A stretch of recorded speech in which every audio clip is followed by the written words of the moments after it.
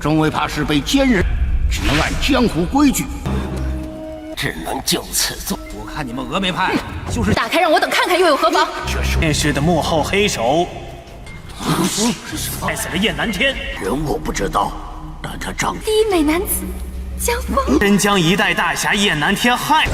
江小云。Halo semuanya, selamat datang di Dunia Donghua. Bagaimana kabar kalian semua? Semoga selalu sehat dan baik-baik saja.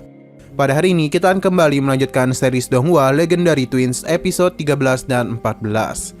Di bagian sebelumnya, Xiaoyu dalam sebuah pertemuan dengan Gu Yuyan menyadari bahwa dia itu telah berbohong tentang mengetahui namanya dan memiliki keterkaitan dengan kejadian di Pilam Wurong. Mereka pun terlibat dalam pertarungan sengit di mana Xiaoyu dibantu Huang Yu dan Baiyang. Mereka berhasil mengepung Gu Yuyan. Setelah pertempuran itu, Xiaoyu berhasil menyelamatkan dirinya dengan mengalahkan Huang Yu dan Baiyang. Kemudian, Xiaoyu terlibat dengan Bi Senju dalam pencarian harta karun di Gunung Imei untuk menghadapi ancaman dari kekelawar abu-abu dan burung hantu utara. Setelah mengadu domba kedua makhluk tersebut, mereka bertarung hingga keduanya meninggoy. Xiaoyu lalu berhadapan dengan rombongan Zhou Xuanhai, Feng Tianyu, dan Li Yu yang mencoba menyerangnya. Namun, Xiaoyu berhasil menakuti mereka. Mereka pun bekerjasama demi mencari harta karun hingga menemukan lorong misterius menuju tempat mereka diserang pasukan Sekte Imei. Huku pun datang untuk menyelamatkan Xiaoyu, memicu kejutan karena penampilannya mirip dengan Jiang Fang. Berlanjut di tengah-tengah gua Gunung Imei, terlihat Huku yang sedang berusaha menghentikan peperangan dan meminta mereka semua untuk berhenti. Karena mereka berperang hanya demi sebuah harta karun yang tidaklah pasti. Awalnya Master Jiang dan yang lainnya sama sekali tidaklah peduli karena bagi mereka harta karun yang nantian sudah di depan mata, sehingga tidak ada yang sia-sia dalam peperangan tersebut. Mendengar hal demikian, Tisinan pun langsung menunjukkan beberapa peta harta karun yang nantian, yang mana semua peta itu sama persis seperti yang dimiliki oleh semua orang. Melihat hal demikian, Xiaoyu pun langsung memberitahu semua orang kalau pelaku yang memberikan peta harta karun itu pasti memiliki sebuah tujuan tertentu. Menurut Xiaoyu, pelaku kemungkinan dengan sengaja memberikan peta kepada para pengembara untuk membuat mereka menghabisi satu sama lain. Mendengar ucapan Xiaoyu, salah seorang pria bermasker hitam mencoba membantah ucapannya dengan mengatakan kalau masih ada satu peti mati yang masih belum dibuka di gua Gunung Yanantian, dan kemungkinan peti itu berisi harta karun Yanantian. Tanpa banyak bicara, Master Huang Ji yang merasa penasaran langsung mencoba untuk membuka peti mati tersebut. Akan tetapi, tindakan Master Huang Ji dengan cepat digagalkan oleh ketua Sekte Imei yang baru saja tiba, yaitu Shen Qi. Master Huang Ji kemudian dengan lantang berbicara kalau peta harta karun itu disebarkan tidak hanya untuk membuat orang-orang menghabisi satu sama lain, tetapi juga untuk membuat Sekte Imei hancur. Terlebih lagi, peti mati yang dijaga oleh Sekte Imei ini bukanlah berisi harta karun Yanantian, melainkan jasad dari leluhur ketua Sekte Imei. 众位怕是被奸人，只能按江湖规矩，只能就此做。我看你们峨眉派就是打开让我等看看又有何妨？这是我。 Di tengah-tengah situasi yang menegangkan itu, Xiaoyu pun berkata kalau semua orang kini sudah masuk ke dalam jebakan dari sang pelaku. Semakin mereka ingin memeriksa peti mati itu, maka tujuan dari pelaku pun semakin tercapai. Xiaoyu juga memberitahu pelaku itu kini sedang berada di tengah-tengah kerumunan dan kemungkinan adalah salah satu dari rombongan pengembara. Ketika itu, Xiaoyu mulai menyadari kalau dalang dibalik semua ini adalah Gu Yuyan dan sekarang dia sedang menyamar menjadi seorang pengembara. Di momen serupa, pria bermasker hitam tiba-tiba saja menyeletuk mengatakan kalau wanita yang sedang bersama Huku sekarang adalah Tixinlan yang memiliki peta harta karun yang nantian yang asli. Mendengar perkataan itu, Master Huang Ji dan yang lainnya pun mulai menyalahkan Tixinlan dan menuduhnya kalau dialah pelakunya.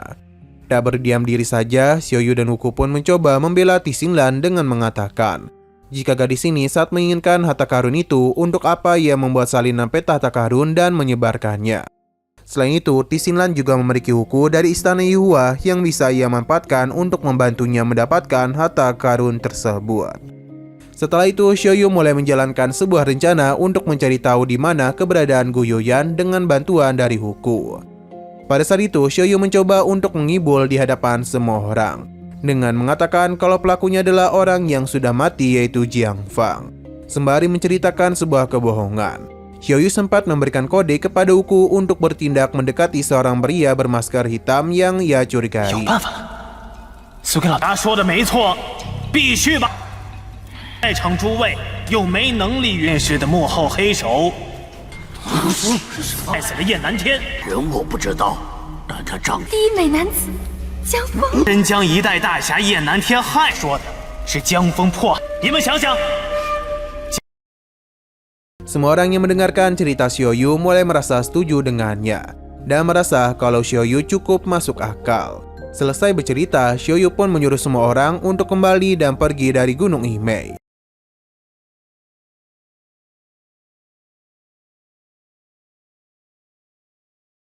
Akan tetapi belum sempat keluar, pria bermasker hitam langsung berteriak menghentikan mereka semua. Pria bermasker hitam itu memberitahu semua orang kalau pelakunya tidaklah mungkin orang yang sudah mati, dan sudah pasti ia masih hidup sampai sekarang. Mendengar ucapan pria itu, Xiaoyu pun mencoba untuk membenarkannya dan mengatakan bahwasannya awalnya pelaku itu memiliki tujuan untuk mengambil harta karun Yanantian. Namun ketika pelakunya menyadari kalau lokasi yang ada di peta itu bukanlah peta harta karun Yanantian, melainkan adalah tempat terlarang Sekte Imei, pelakunya pun memilih untuk terus melanjutkan kebohongan agar membuat semua orang saling menghabisi. Dilihat dari tujuan itu, Xiaoyu pun menjelaskan kalau pelakunya pasti memiliki moto berupa merugikan orang lain dan menguntungkan dirinya sendiri. Mendengar moto itu, seketika Master Huang Ji teringat akan salah satu dari 10 penjahat teratas, yaitu Gu Youyan. Di waktu yang sama, Wuku yang sedang berada di dekat pria bermasker hitam dengan cepat melepaskan maskernya. Dan di balik maskernya itu terpampang jelas kalau ternyata pria itu adalah Gu Youyan. Melihat sosok Gu Youyan, Zhou Guanyi dan para pengembara lainnya langsung berbicara mengatakan kalau Gu Youyan lah yang menyebarkan dan memberikan peta harta karun secara cuma-cuma. Setelah penyamarannya terungkap, Gu Youyan pun menjadi panik. Ia hanya bisa terdiam dan tak dapat pergi kemana-mana. Sementara itu, Zhou Guanyi dengan penuh amarah langsung memberikan beberapa pukulan kepada Gu Youyan hingga membuatnya sekarat dan pada akhirnya meninggoy. Pada waktu itu, Gu Youyan sontak menjadi begitu terkejut dan merasa tak yakin kalau Gu Youyan dapat mati dengan mudah. Dan benar saja, tak berselang lama Gu Youyan kembali terbangun dan langsung mencoba menyerang Wuku hingga Xiaoyu. Tujuan Gu Youyan menyerang bukanlah untuk menghabisi mereka, melainkan untuk pergi melarikan diri dari Gunung Imei. Wuku pun bergegas pergi berlari mengejarnya yang disusul juga oleh Xiaoyu dan Tixinlan. Hingga tibalah di sebuah bukit yang berada di tepi jurang. 铁心兰，你还要不要你？抱歉了，别提什么藏宝图了，你怎么？棺材里肯定抓不到那个狡猾鬼。 Setibanya di sana, Xiaoyu dan Tixinlan sama sekali tidak menemukan keberadaan Gu Youyan. Akan tetapi ketika itu, Xiaoyu yakin kalau Gu Youyan pasti sedang bersembunyi di sekitar. Untuk memancingnya keluar, Xiaoyu pun mulai berpikir kalau Gu Youyan pasti sangat ingin menghabisi dirinya. Oleh karena itu, Xiaoyu pun berencana untuk berakting dan berpura-pura sedang memiliki masalah internal kepada Tixinlan. Ia ingin menunjukkan kalau dirinya seolah-olah sedang berkelahi dengan Tixinlan. Tanpa berlama-lama lagi, Xiaoyu langsung menyerang Tixinlan dan memaksanya untuk bertarung melawan dirinya. Sehingga nanti jika Xiaoyu sudah benar-benar terdesak, Gu Youyan pasti akan keluar untuk menghabisi dirinya. Namun pada saat itu, Tixinlan masihlah belum memahami apa yang dimaksud olehnya. Alhasil petarung mereka pun tidak menjadi begitu sengit. Tak berselang lama datanglah Wuku dan tanpa banyak bicara, Xiaoyu segera mengalihkan serangannya kepada Wuku. Awalnya Wuku masihlah belum memahami apa yang terjadi, sehingga Wuku hanya terus berusaha untuk menahan dan menangkis serangan Xiaoyu. Sampai ketika Xiaoyu memberitahu rencananya, Wuku pun menjadi begitu serius. Dia tanpa henti menyerang serta memberikan tekanan kepada Xiaoyu. Petarung mereka kali ini benar-benar begitu sengit, seakan-akan mereka memang sedang bertarung dengan sangat serius. Hingga pada akhirnya di tengah-tengah pertarungan, Gu Youyan pun muncul dari dalam semak-semak dan cepat mencoba menyerang Xiaoyu. 踩到你尾跑了，说够了没？江小鱼，够了！有本事你现在就杀了我呀！ Menyadari hal demikian, Wuku pun bergegas menangkap tubuh Xiaoyu untuk membantunya menghindari serangan Gu Youyan. Melihat mereka yang berhenti bertarung, Gu Youyan pun menjadi begitu kesal ketika menyadari kalau dirinya telah terjebak. Setelah itu, Xiaoyu, Wuku dan Tixinlan secara bersama-sama melepaskan serangan ke arahnya. yang membuatnya semakin mendekati tepi jurang. Bukannya merasa takut, Guyuyan justru langsung menghancurkan daratan di sekitarnya sehingga mereka semua pun harus terjatuh secara bersama-sama ke dalam jurang.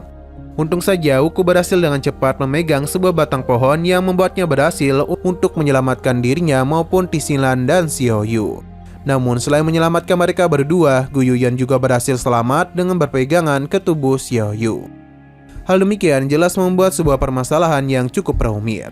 Terlebih lagi, batang pohon yang dipegang Wuku secara perlahan mulai patah.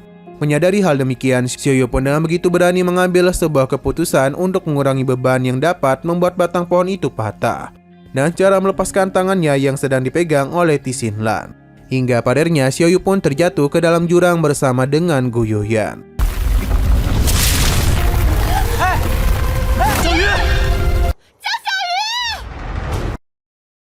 Meskipun sudah terjatuh, Guyuyan masihlah terus berusaha untuk menyerang dan menghabisi Xiaoyu. Sehingga mau tak mau Xiaoyu pun harus meladeninya dan terus menghindari serangan Guyuyan. Ayunan pedang milik Guyuyan terbang tepat ke arah wajah Xiaoyu yang sudah tidak dapat bergerak kemana-mana. Belum sempat mengenai wajah Guyuyan, tiba-tiba saja ular yang bersembunyi di dalam tubuh Xiaoyu muncul dan langsung menyerangnya, hingga membuatnya tidak bisa berpegangan ke tubuh Xiaoyu lagi. Tak berhenti sampai di situ, melihat Guyuyan yang pasti sudah jatuh, Xiaoyu pun langsung menendangnya dengan keras. Hingga pada akhirnya Guyuyan pun meninggoy terjatuh ke dalam jurang.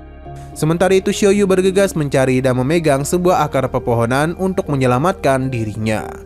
Awalnya Xiaoyu berhasil terselamatkan oleh akar tersebut. Akan tetapi karena mendapatkan gangguan dari kawanan binatang monyet yang membuat akarnya terputus, Xiaoyu pada akhirnya kembali terjatuh ke dalam jurang. 打不着，打不没想到未来的天下第一恶人。即便是我是一也。 Singkat waktu, terlihat Xiaoyu yang berhasil ditangkap dan diselamatkan oleh salah satu dari 12 menteri bintang, yakni seekor monyet bernama Jin Yuanxiang bersama monyet emas peliharaannya. Jin Yuanxiang kemudian langsung membawa Xiaoyu ke dalam sebuah gua yang berada di tengah-tengah tebing jurang. Setelah berhasil menyelamatkan Xiaoyu, monyet emas segera menghampiri Xiaoyu dan menghabisi ular-ular yang berada di tubuhnya. Melihat ular-ular itu, seketika Jin Yuanxiang menjadi begitu gembira dan merasa takjub dengan Xiaoyu yang mampu menghabisi bisu Senju. Xiaoyu pun memberitahu kalau dirinya tidak hanya menghabisi bisu Senju saja, ia juga telah berhasil menghabisi Huang Niu dan Bai Yang. Setelah itu, Xiaoyu dan Jin Yuanxiang pun mulai berkenalan satu sama lain, yang mana Jin Yuanxing memperkenalkan dirinya sebagai salah satu dari 12 menteri bintang, sedangkan Xiaoyu memperkenalkan dirinya dengan marga Jiang. Mendengar marga Jiang yang dimiliki oleh Xiaoyu, tiba-tiba saja salah seorang pria bernama Shen Qinghong muncul di balik tumpukan harta. Melihat keberadaan Shen Qinghong, Xiaoyu pun mencoba untuk menggodanya dan cara menggunakan namanya dengan sebutan seorang pahlawan. 武林中若是提起非这个名字，谁人？ Di waktu yang sama, Jin Yuanxiang langsung membantahnya dan menangkalnya, sambil mengatakan kalau Shen Qinghong hanyalah seorang pengawal saja. Tak terima dengan perkataan Jin Yuanxiang, Shen Qinghong pun mulai mengeluarkan senjata cambuknya dan menantang Jin Yuanxiang untuk bertarung. Tanpa banyak bicara lagi, Jin Yuanxing dan Shen Qinghong mulai bertarung satu sama lain. Pada awal pertarungan itu, Shen Qinghong berhasil memanfaatkan cambuknya untuk membuat Jin Yuanxing terhempas ke bebatuan. Tak menyerah begitu saja, dengan bantuan dari monyet emas, Jin Yuanxiang pun berhasil menarik cambuk Shen Qinghong dan membalasnya dengan sebuah hempasan yang sama. Masih belum selesai, pertarungan terus berlanjut hingga pada akhirnya Shen Qinghong berhasil mengalahkan Jin Yuanxing dan cara mengikat lehernya dengan menggunakan cambuk. Meski sudah berhasil mengalahkan Jin Yuanxing, tapi monyet emas yang masih belum dikalahkan dan cepat menendang Shen Qinghong hingga membuatnya terpental. Dan begitu kemenangan dalam pertarungan itu berhasil didapatkan oleh monyet emas. Ketika monyet emas dianggap menang, Xiaoyu sempat bercanda dengan monyet emas dengan mengatakan kalau dia itu berhak mendapatkan harta Yanantian atas kemenangan yang dia peroleh. Mendengar kata harta Yanantian, tiba-tiba saja Shen Qinghong tertawa, lalu berkata kalau Yanantian adalah seorang pria miskin dan harta karun itu sebenarnya adalah milik Jiang Feng. Selain itu, peta harta karun yang sangat dicari oleh orang-orang saat ini sebenarnya peta salinan yang dibuat oleh Jiang Feng. untuk diberikan kepada Yan Nantian. Di seluruh hutan, semua orang beranggapan kalau Jiang Feng dan Yan Nantian adalah musuh bebuyutan. Padahal faktanya mereka berdua adalah saudara angkat yang sangat amat dekat melebihi saudara kandung. Shen Qianghong dan Jin Yuanxing kemudian mulai menceritakan sebuah cerita rahasia tentang masa lalu Jiang Feng dan Yan Nantian yang tidak pernah diketahui oleh siapapun. Dahulu kala, Jiang Feng yang dikenal sebagai seorang pria yang sangat kaya raya di seluruh penjuru dunia secara tiba-tiba menjual harta dan barang-barang miliknya tanpa alasan yang jelas. Ia lalu melarikan diri dan melakukan pengasingan bersama istrinya. Meskipun sudah menjual harta dan barang-barangnya, kekayaan Jiang Feng masihlah belum habis. Oleh karena itu, ia langsung membagi kekayaannya menjadi 3 bagian. Sebagian pertama dari kekayaannya ditukar menjadi sebuah mutiara bercahaya berwarna hijau dan sangat langka. Yang mana mutiara hijau itu pada akhirnya dibawa oleh istrinya bersama Jiang Feng saat melakukan pengasingan. Sebagian kedua dari kekayaannya dikirim ke salah seorang bocah yang sangatlah ia percayai, yang bernama Jiang Xin. Dan sebagian terakhir kekayaannya ia kirim ke tim dan pasukan pendampingnya, yang mana kala itu dipimpin oleh Shen Qianghong. Pada saat itu, Shen Qianghong menaruh harta bagian ketiga itu ke dalam gua tempat Shen Qianghong, Jin Yuanxing, dan Xiao Yu berada sekarang. Setelah menaruhnya di sana, Shen Qianghong mencoba untuk menggambarkan sebuah peta untuk memberitahu lokasi harta ketiga Jiang Feng tersebut. Akan tetapi dalam peta itu titik lokasi harta karun itu berada sengaja ditulis di titik Gunung Imei untuk menghindari segala sesuatu yang tidak dia inginkan. Shen Qianghong pun kemudian segera menyerahkan peta harta karun itu kepada Yan Nantian. Dan ketika itu, Shen Qianghong ingin memberitahu Yan Nantian kalau harta karun ketiga Jiang Feng berada di dalam gua, bukanlah di Gunung Imei. Namun belum sempat mendengar penjelasan Shen Qianghong, Yan Nantian dalam sekejap pergi, karena ia yang menyusul Jiang Feng dan ingin mengawalnya. Sementara itu di malam harinya, Jiang Feng dan istrinya diserang oleh 3 dari 12 menteri bintang, yakni Bise Senju, He Minjun, dan Xin Zhenke. Hingga pada akhirnya mutiara hijau jatuh ke tangan Bise Senju. Selepas pertarungan berakhir, Ji Yuanxing pun datang bersama dengan rekannya yang juga bagian dari 12 menteri bintang yaitu He Guanxing. Sampai di sana mereka melihat keadaan yang begitu kacau, yang mana si Zhenke, He Minjun, Jiang Feng serta istrinya sudah meninggoy.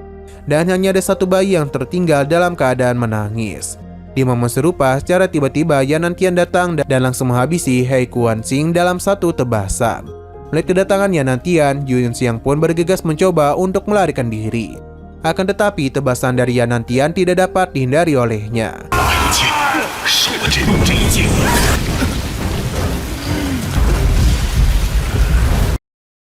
Tak berhenti sampai di situ, Yan Nantian kemudian memukul perut Ji Yunxiang dengan sangat keras, sambil bertanya mengenai keberadaan Jiang Xin.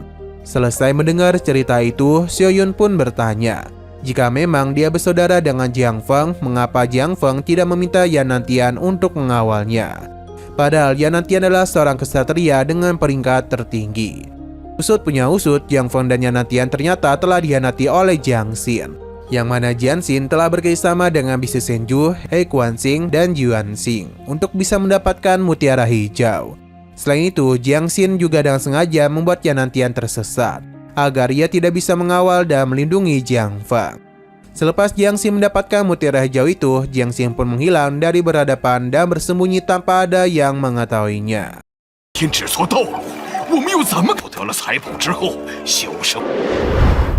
年过去。 Sementara itu Yan Nantian justru pergi ke lembah Eran karena ia telah dibohongi oleh Jun Yanxiang yang mengatakan kalau Jiang Xin pergi ke lembah Eran.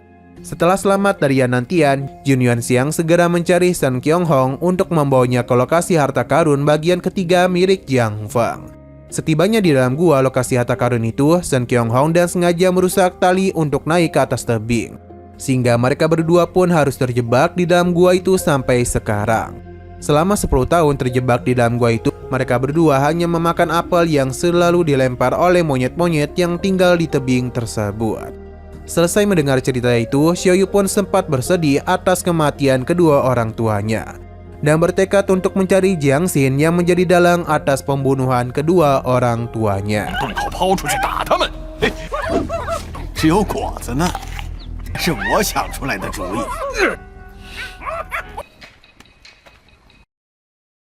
Nah, sayang sekali lagi seru-serunya episodenya ini pun harus bersambung dulu. Oke, sekian dulu pada video kali ini. Untuk video selanjutnya akan segera hadir. Jadi bagi kalian yang ingin mengikuti series ini, langsung saja klik subscribe dan aktifkan loncengnya. Terima kasih yang sudah menonton video sampai habis. Jika kalian suka pada video ini, klik like dan share ke teman-teman kalian tentang channel ini. Dan ditunggu aja kelanjutannya. Oke, sampai jumpa di video selanjutnya.